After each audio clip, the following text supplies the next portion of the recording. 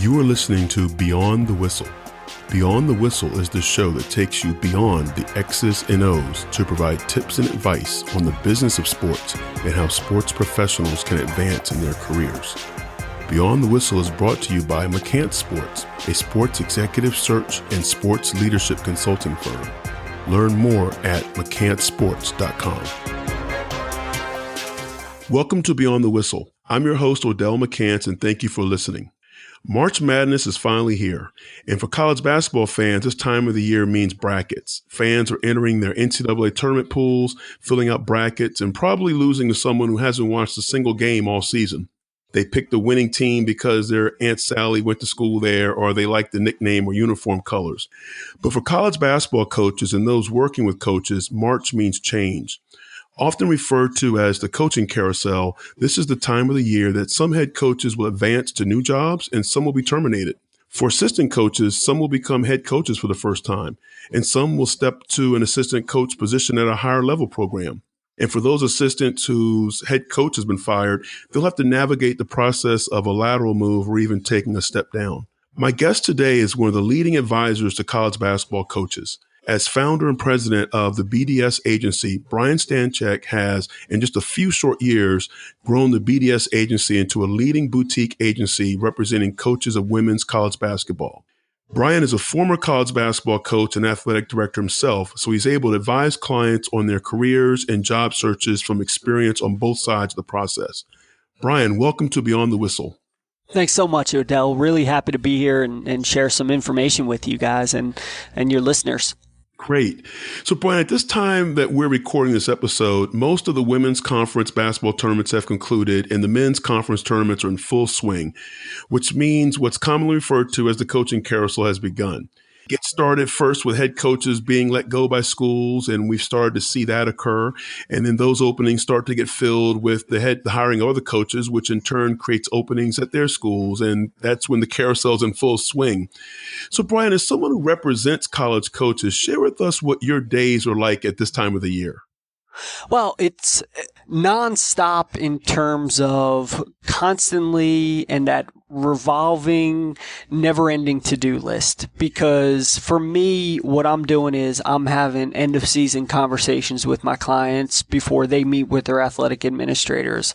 I'm communicating with athletic directors regarding openings, gathering information on their openings, helping my clients revise their resumes and their portfolios, and then in the midst of this, negotiating new contracts or existing contracts for clients. And so every day is completely different, but there's a lot of different things and wheels in motion at this point of time from probably March to April, especially that I'm doing behind the scenes to really help my clients navigate and be as successful and protected in their current spot, because that's the only guarantee essentially they have is the job that they're currently in. And then if there's an opportunity to advance professionally, financially, then we're exploring it. Great. So, you have a unique background of having served as a coach and administrator. Can you walk us through your own career journey? Yeah, sure. So, my intent when I was 16 years old, which is when I got into coaching, because I was never the greatest player. And so for me, I had kind of known that if I wasn't going to play at a high level of college basketball, that I'd want to be involved in a high level of college basketball. And so that's when my passion took over, and I figured, well, why not start coaching and being able to learn the game and network and be able to break in as early as possible. So I started coaching when I was 16, started coaching high school ball. And then I went to Seton Hall to work for Tommy Amaker and Chris Collins, who Chris had left for Duke the summer before I got there, but had a great year with them. Coach left from Michigan, stayed on staff, and worked 3 years for Lewis Orr. And I mean, it was just a tremendous learning experience for me in terms of just development of the game and how to manage and lead a program and be a really good assistant coach. So after I had graduated from Seton Hall, I went on to the University of Pennsylvania and I worked for Fran Dunphy. I was coordinator of basketball operations, and so I worked for on the men's and women's side. And so I would work for Fran Dunphy, where we had won the Ivy League championship and went to the NCAA tournament, which happened quite often under Coach Dunphy. So it wasn't anything that I did that was that was special. And I worked for Patrick Knapp, who was the women's coach at the time. And I had a lot of conversations with Coach Knapp about my career and what I wanted. And he really opened my eyes to the women's side of college basketball. And I get a lot of calls from guys these days who want to make the switch because they think that going from the men's to women's side, they'll have an easier time becoming a head coach. That was not me. It was, I wanted an opportunity to coach basketball and be able to really return back to Jersey to do so, which is where I'm from. And so I was fortunate enough to be provided a top assistant and recruiting coordinator spot at Fairleigh Dickinson up in Teaneck, the Division I campus, and was there for 2 years before returning to my alma mater, Seton Hall, where I coached for 3 years. And once my head coach at the time, Phyllis Mangina, had decided to step away, I started reevaluating my career. And I realized that I wanted a little bit more personal and professional balance that you don't get as a coach, but really loved being in the college athletics atmosphere. And so I was fortunate enough to be provided straight from there a athletic director role, where I was named Director of Athletics and Recreation over at Penn State Wilkes-Barre. And it was an outstanding opportunity to learn the administrative side of it, and invaluable to me in terms of the information that I gained to be able to provide to my clients these days. And so at the time, what I was doing is advising a lot of my coaching colleagues, former coaching colleagues, on handling situations with their administrators, negotiating contracts, interview preparation. And some of these coaches were having success either working through their issues or obtaining new positions or making more money. And I thought, well, heck, I'm not benefiting from this. And I thought that there could be a really good value from having the experience on both sides of the table as a coach and AD to provide insight to really help my clients grow. So that's how I got into my field. I'm not someone who just went to law school, decided that, hey, I can make money off coaches. I'm sincerely invested in helping my clients and coaches in general, just because of I understand what they go through and the sacrifices they make on a daily basis. Yeah, that's great background. And first, I have to go back to the Tommy Amaker mention, because growing up in Northern Virginia, and Tommy's a couple of years older than me. Tommy was my idol, Brian. I admired Tommy as a person, and I wanted to be and do everything Tommy did. And he's someone I still admire greatly today. Yeah, I think that I learned more that 1 year working for him than I did anywhere else. I mean, just in terms of what he brought to Seton Hall, and he had already been there for a couple years, but the way that the program was ran top to bottom in terms of everything in just a first-class manner was unbelievable. And I say that with all sincerity, that he's the reason I went to Seton Hall. I wanted to learn from him. You know, I had gotten to know him working summer basketball camps, and there was no way at the time I wanted to go anywhere else to learn from anyone else. And so obviously I was devastated when he had went to Michigan. But, you know, for me, he's always been a mentor and someone I've always kept in touch with and looked up to. I actually had a chance to visit with him a couple months ago over at Harvard, and he's just doing phenomenal things. And I think that's a great environment for him and his wife over there at Harvard. He's only going to continue to do better and better things for them and that program. Yeah. So, Brian, you mentioned a little bit of it previously, how you're working with your clients during this time of the year. What services do you provide, and how are you working with them throughout the rest of the calendar year? That's an advantage that I have and that I choose to have over other agents, in the sense that I'm only working with basketball coaches. Now, we do have a few men's clients that have come recommended from either athletic directors or through my women's clients, but they're very minimal compared to my women's clients.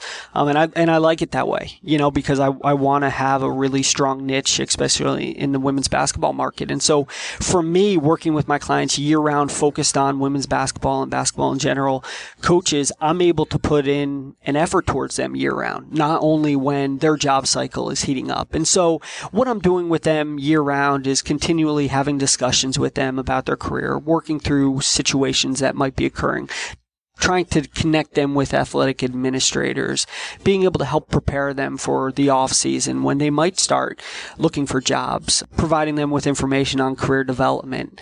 And so there's always things that are going on that I'm able to do, some clients take more advantage of communication during the season. One thing I tell them before the season is, listen, if you need something, just let me know, but I'm not going to be a distraction to you unless it's something critical that I need you to know. I've been a follower of yours on Twitter for a while, and I encourage you listeners to follow Brian on Twitter at BD Stan and his agency at the BDS Agency. And Brian, the thing that stands out with me about you on Twitter is the interaction you have with your clients. And it's both ways. You're sharing your support of them when they win games and when you visit one of their games or practice, and they in return are sharing their appreciation of what you do for them. I think it speaks volumes to the relationships you have with your clients.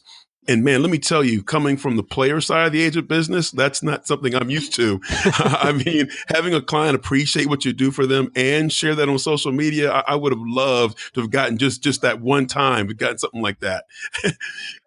I don't follow I don't think I follow any other agents on Twitter. So I don't know what their clients are putting out there for them.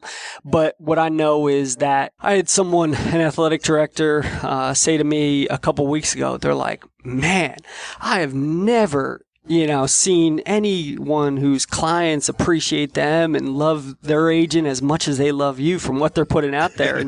And that stuff is not provoked. I don't ask them to do that, but obviously it means a ton to me to know that my clients support me as much as I support them. And they know that, I'm not someone out here trying to take on as many clients as possible to have the best odds at getting jobs. In fact, my philosophy is a lot different. My philosophy is less is more, and I'm able to put that special attention to every client that they deserve.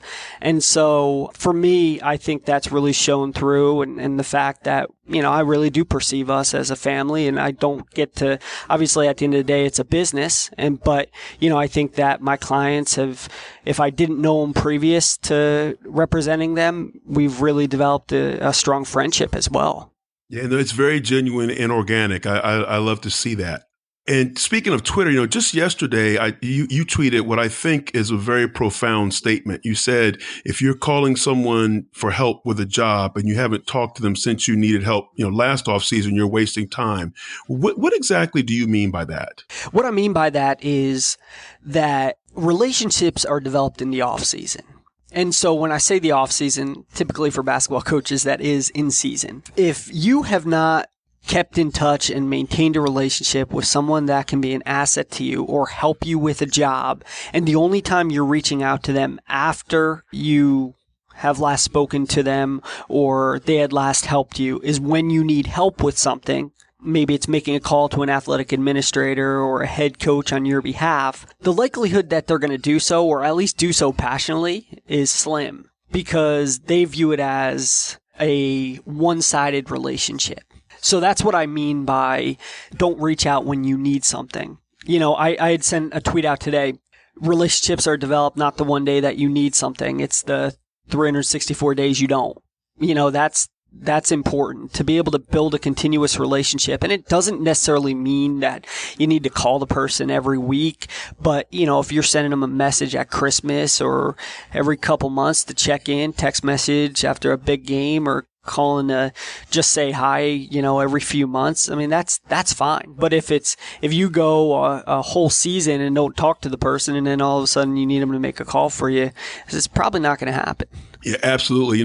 I personally, I try to check in and stay connected to my, inner circle and advisors and network, if you will, about once every 6 months. And it's not something that's scheduled on the calendar, but just as you mentioned, just kind of an organic reach out to show that you care.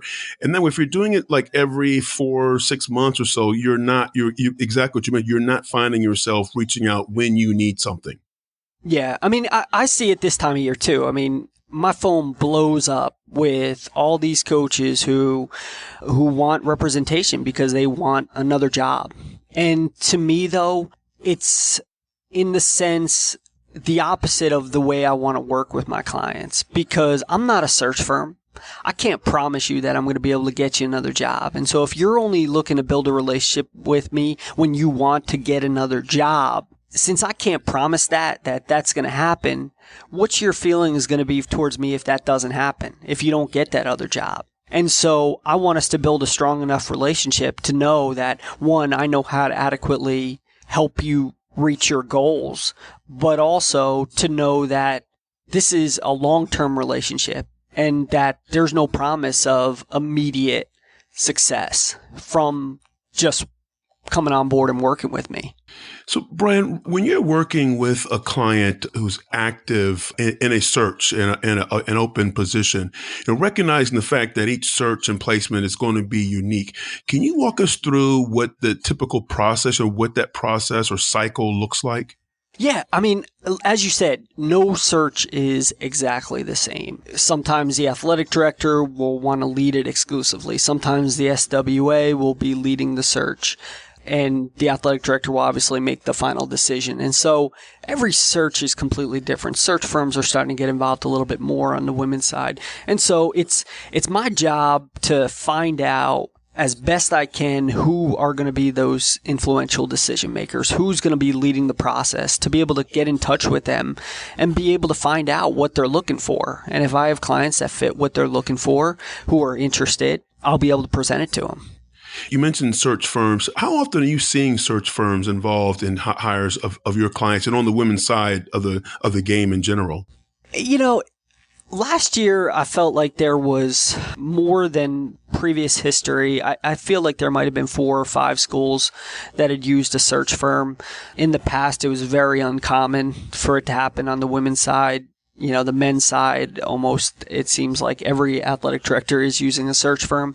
This year, I'm familiar with, I think, 1 or 2 that are going to be using a search firm. So it's starting to become more prevalent, but the big money is for some of these firms are with the athletic directors at men's basketball and football searches. And so a lot of these search firms aren't going to put a lot of resources towards the smaller end searches like women's basketball unless they want to use it as an in to be able to develop relationships with the schools to get those future searches. And when you are working with a client in one of these searches, what is your approach to positioning your client to be considered and interviewed for openings, and how are you working with them, through that process? Well, again, it doesn't matter what I want, what they want. To an extent, it matters what the university wants. And so if I have a client that fits what they're looking for based on profile and experience, then I'm going to be honest with my clients and I'm going to tell them, listen, this is probably not likely, or you fit what they're looking for. And if they don't fit what they're looking for, I'm never going to discourage them from applying, but I'm going to be honest and let them know that, you might be spinning your wheels here. As far as the clients who are fit, we go through the process of trying to establish what their network is and who might be assets to be able to help them validate maybe some of the communication that I've had with athletic administrators of that school. And then we just work strategically through the process of making sure that any type of communication is discussed and is strategic. And if they're going to get an interview, we prep them for the interview as best as possible. I mean, I always say, like, who better to prep a coach for an interview than a former athletic director who did interviews of coaches. And so, we'll go through that interview process with them and help them really put together a portfolio that's going to stand out. Does that process or even your work throughout the year differ working with a head coach as opposed to an assistant coach? Or do you work with assistant coaches at all? In terms of assistant coaches who want to be head coaches, or is that what you mean? Right, correct. When I got started, it was never my intent to get in the agent business and target BCS level head coaches. My intent was always to get in to be able to work with coaches, assistant coaches, or non-Division I head coaches who were right on the verge of becoming a Division I head coach, who had that potential, just maybe need a little extra exposure, little extra guidance, a little extra push to get over that hump. And so that's who I had started working with initially, and within the first 3 years, we've worked with 19 clients who became first-time Division I head coaches, whether they came from being assistant coaches or non-Division I head coaches. And so, obviously, our head coach client base is pretty large now, and that's only because we've had so many clients become head coaches. But we also have some outstanding assistant coaches who are ready to take that next step if an athletic director is willing to provide it to them. In episode 2 of Beyond the Whistle, my friend Kevin Sutton, assistant men's basketball coach at University of Pittsburgh, shared that he believes an assistant coach's number one job is to help make his or her head coach successful. And I think you probably agree with that. Am I correct? Absolutely. Yeah. So with that in mind, how can assistant coaches balance their personal career aspirations with being their best on their current job, and especially at this time of the year when teams and coaching staffs need to really hyper focus on winning tournament games and championships, but at the same time, you have this job market, open up at the same time that may have their interests as well. How can they best balance those two? Well, that can be an asset of working with an agent because my clients don't need to spend as much time trying to gather information on the position or I'll help in terms of helping them refine their resumes or cover letters or communication they might have with athletic administrators. So I feel like I save them a lot of time in that aspect. But it's critical year round to be able to spend and focus a little bit of time on you. And what I mean by that is I always say take 25 minutes a day to spend on you with networking, because you get in the habit of it. And what it's going to do is it's not going to put you behind when, as we talked about before, you do need something from someone. And so to take 25 minutes each day throughout the course of the season and when things are busy, to be able to send some emails, some texts, make a phone call, to be able to continue that development, that's going to help you. At the end of the day, getting a head coaching job, everything needs to be played perfect. I mean, the process needs to be played perfect. The communication from yourself and those around you who can validate you need to be played perfectly. And so, yeah, it can be a challenge sometimes, especially if an AD wants to move quickly with their search. But I think I've done a good job of working with my clients through those situations to be able to take some of that pressure off them when they do need to get information to the athletic administrator or find out if they're going to be a viable candidate or not, so they're not wasting our time thinking about it. A few years ago, and it may still be continuing, there started the conversation around the perception or feeling that, I guess the numbers actually speak for themselves, that women coaches were not elevating within the game of basketball through the coaching ranks as quickly as men were. How have you seen that change in the last couple of years on either side of that debate or conversation, I should say? I think that in general, you're seeing, there's more emphasis placed, whether it's organizations that are involved in and around college basketball, to be able to provide more opportunities for female coaches. And so I think that there has been a point of emphasis on that, especially with more and more SWAs having a direct influence in the hiring process. And so I think that one thing that needs to continue to get better are being able to have head coaches that aren't afraid to lose their assistant coaches and be able to push them and be able to make calls and really help them reach their goals of being a head coach. And so I think that has a lot to do with it. And I'm not saying that every coach out there isn't doing so, but I think that as an AD or a SWA, if you're getting a call from a head coach who's really working to talk to you about their assistant coach, one, they're either doing so because they want to get rid of them, but they're also doing it because they really believe in that person and that they really want to help them reach their career goals. We mentioned search firms as a trend. Are there any other trends that you've seen in the coaching profession, not in addition to hires, but just coaching profession, professional development, that have come over from the men's side of the game to the women's side? One of the things that I've really done is, there used to be a conference called Villa 7. And it was big on the men's side. They had done a little bit on the women's side. And so for me, I had started a conference called the Head Coach Training Center. And I did so with the intent that it would be similar, maybe not initially or within the first couple of years, but grow into a similar setting of Villa 7. And what that does is allows aspiring head coaches the opportunity to learn what it takes to become a head coach and also how to be successful in that role. While also it allows coaches the opportunity who want to coach at a higher level or continue to develop as head coaches an opportunity to learn. And so we incorporate numerous athletic directors, numerous athletic administrators, senior women's administrators, as well as current successful Division I head coaches that teach these strategies to coaches about how to obtain a position and then be successful in that role. And so that's one of the things I've really kind of taken from the men's side to bring over to the women's side to be able to, one, not just allow them that opportunity to learn, but to network and also give back to the coaching profession in general, because I can only take on so many clients. And so I think it's great to be able to provide something for any coach that may want to attend at this point.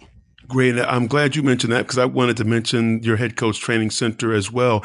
So Brian, so that is open to all coaches, or is it limited just to your clients? No. So what the head coach training center is right now, it's open to any men's, women's basketball coach that wants to attend. Obviously the speakers in terms of head coaches are women's basketball coaches, but in fact, we have a lot of men's coaches that will want to come because it allows them an opportunity to learn the same strategies that they would need to learn anyway on the men's side in terms of pursuing positions, but also network with the athletic administrators that are present at the event. So right now it's open to anyone. I think my goal is to eventually get it to be invitation only and continue to do a session that would be open to anyone and everyone. But yeah, it's wide open right now to anyone that wants to take advantage of it. And do you have details for this year's training center available? Sure. So it's May 21st to the 23rd at Mohegan Sun Pocono in Wilkes-Barre, Pennsylvania. You can go on my website to look for more information, which is www.thebdsagency.com/HCTC, and all the information will be up on there. But we have outstanding speakers coming this year that range from BCS level down to low Division I, and probably have about 5 to 8 Division I athletic directors coming. So it's going to be a great learning and networking opportunity. So when you hear the whistle, it means that we're about to share with you a resource to take away from this conversation that you can use and implement right away in your own success journey. Brian, can you share with us a book that you've read or currently reading that has had impact on your career and you would recommend to our listeners? Sure. So, for me, as a former basketball coach, I was always intrigued, not necessarily with the game of football, but I was always intrigued with football coaches and what they did because, as a basketball coach, you manage 12 to 15 players in most cases, and you manage 3 to maybe 8 staff members, depending on where you're at. And so I always admired that football coaches could have staffs as large as 20, 30 people, but also have up to 100 football players and be able to manage that. So I always read books on football coaches to learn how they've managed their programs. And one of the best books I've ever read is Think Like a Champion by Mike Shanahan. It was after he won the Super Bowl, I think, for the second straight time. And it just talks all about the breakdown of the mentality of a champion.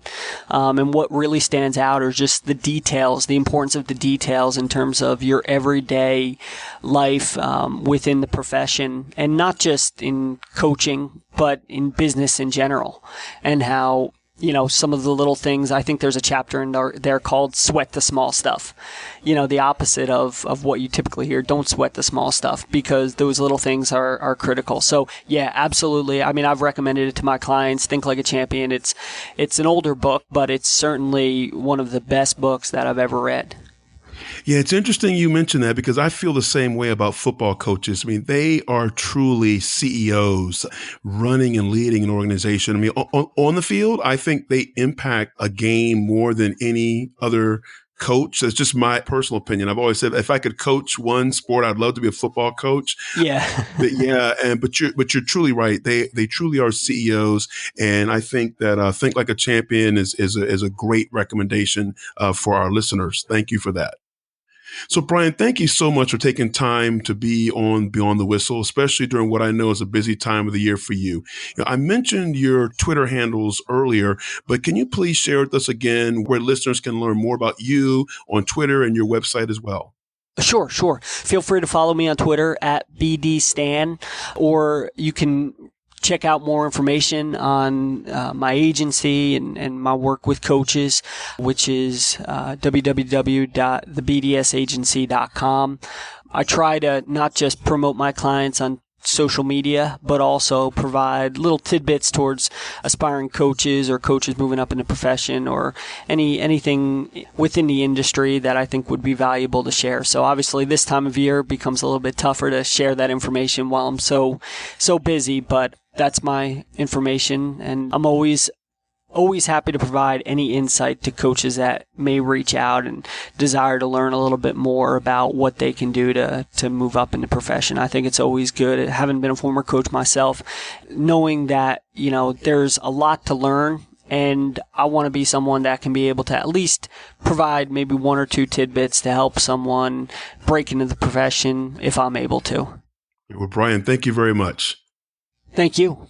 I really appreciate Brian taking time to join the show during what is a busy time of the year for him. I share Brian's interest in studying football coaches and encourage you to check out his recommended book, Think Like a Champion, Building Success One Victory at a Time by former NFL coach Mike Shanahan.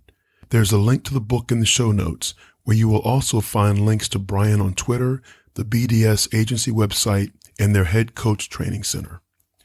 Lastly, as we are now in that time of the year of the coaching carousel of college basketball, it is an unfortunate reality that some coaches are being let go by schools. And I say unfortunate because it's never good to see anyone lose their job. I think we lose sight of the fact that a termination, even if there is a monetary buyout involved, impacts lives. In addition to the impact on a head coach or his or her assistant coach's careers, their families impacted as well. Spouses and children most likely have to uproot and move. And there's also impact on the institution and its athletic director and leadership. Every coaching hire is made enthusiastically with the belief that the relationship and the program will be successful, but it may not always turn out that way. If you enjoy the show, please subscribe on iTunes, Stitcher, or any other podcast app you use. It's the best way to stay updated with the release of new episodes. Let's also connect on Twitter at Odell McCants or at McCants Sports. Thank you for listening to Beyond the Whistle.